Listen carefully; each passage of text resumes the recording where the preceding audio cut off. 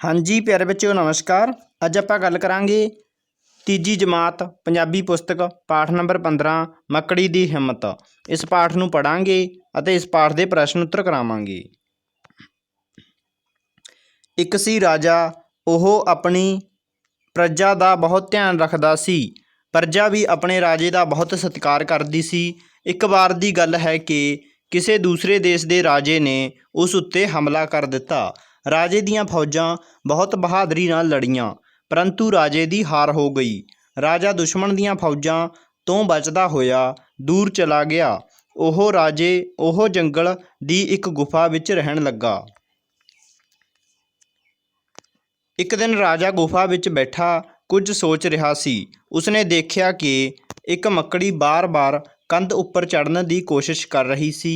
मकड़ी कंध उपर कुछ दूरी तक चढ़ती है, फिर डिग पैंदी है। अजिहा कई बार होया तां भी मकड़ी ने कंध उत्ते चढ़ना ना छड्डिया। राजा ध्यान नाल मकड़ी वल वेख रहा सी। एक बार तां मकड़ी अखीर उत्ते पहुंचण वाली सी कि फिर हेठां डिग पई। हुण राजे नूं मकड़ी नाल हमदर्दी हो रही सी। राजा मकड़ी वल देखदा रहा। मकड़ी ने अपनी कोशिश जारी रखी। मकड़ी अपनी मंजिल तक पहुंचना चाहुंदी सी, इसे करके ओह बार बार कोशिश कर रही सी। अंत नूं मकड़ी अपने जाल विच पहुंच गई। मकड़ी दी हिम्मत देख के राजा बहुत खुश होया।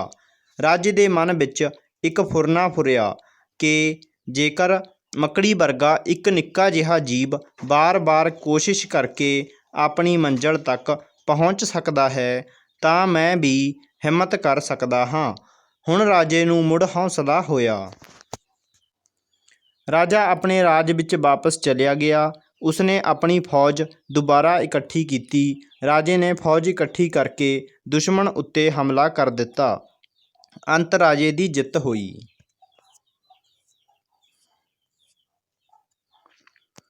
प्रजा का प्यारा राजा हुण फिर अपने लोगों के काम करन लई हाज़र सी।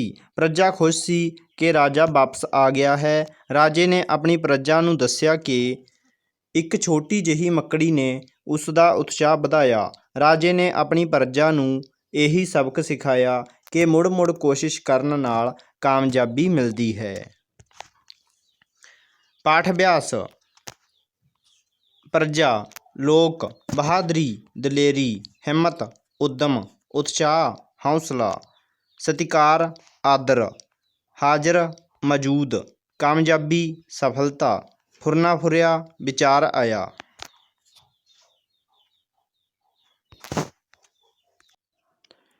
मकड़ी अपनी मंजिल तक पहुँचण लई बार बार की कर रही सी। मकड़ी अपनी मंजिल तक पहुँचण लई बार बार कोशिश कर रही सी। अपने राज विच वापस जाके राजे ने की कीता? अपने राज विच वापस जाके राजे ने फौज दोबारा इकट्ठी की अते दुश्मन उपर हमला कर दिता अते जित प्राप्त की।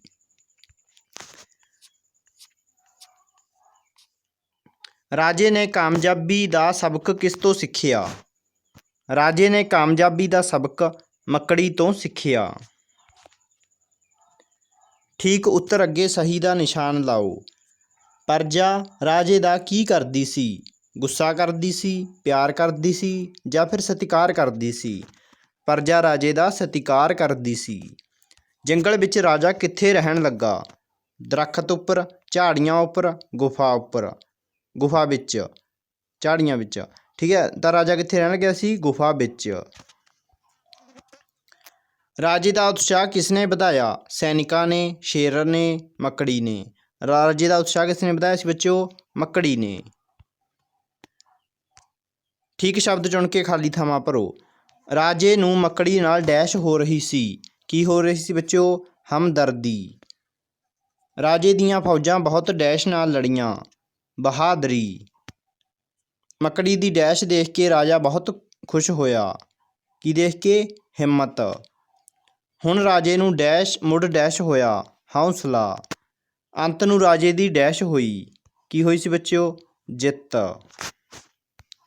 हेठ लिखे प्रश्नां दे उत्तर लिखो। राजा दुश्मन दीयां फौजां तो बचण लई कित्थे रहन लगा? ਰਾਜਾ ਦੁਸ਼ਮਣ ਦੀਆਂ ਫੌਜਾਂ ਤੋਂ ਬਚਣ ਲਈ ਗੁਫਾ ਵਿੱਚ ਰਹਿਣ ਲੱਗਾ। ਰਾਜੇ ਨੇ ਗੁਫਾ ਵਿੱਚ ਕਿਸ ਨੂੰ ਵੇਖਿਆ? ਰਾਜੇ ਨੇ ਗੁਫਾ ਵਿੱਚ ਇੱਕ ਮੱਕੜੀ ਨੂੰ ਵੇਖਿਆ। ਮੱਕੜੀ ਬਾਰ-ਬਾਰ ਕੀ ਕੋਸ਼ਿਸ਼ ਕਰ ਰਹੀ ਸੀ? ਮੱਕੜੀ ਬਾਰ-ਬਾਰ ਕੰਧ ਉੱਪਰ ਚੜ੍ਹਨ ਦੀ ਕੋਸ਼ਿਸ਼ ਕਰ ਰਹੀ ਸੀ। ਅੰਤ ਵਿੱਚ ਮੱਕੜੀ ਕਿੱਥੋਂ ਤੱਕ ਪਹੁੰਚ ਗਈ? ਅੰਤ ਵਿੱਚ ਮੱਕੜੀ ਆਪਣੀ ਜਾਨ ਤੱਕ ਪਹੁੰਚ ਗਈ। ਕਿੱਥੇ ਪਹੁੰਚੀ ਸੀ ਬੱਚਿਓ?